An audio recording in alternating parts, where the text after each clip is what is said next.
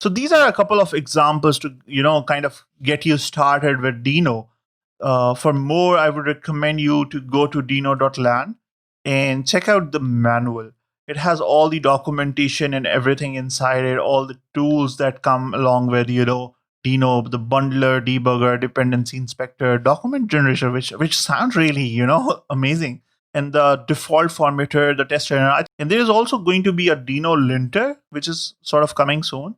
I believe all of these tools are going to be very, very helpful for you to write modern TypeScript or modern JavaScript.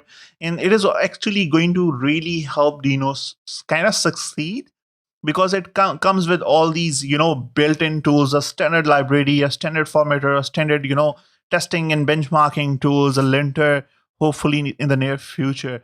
Like you don't really have to even configure TypeScript to be able to run this kind of thing.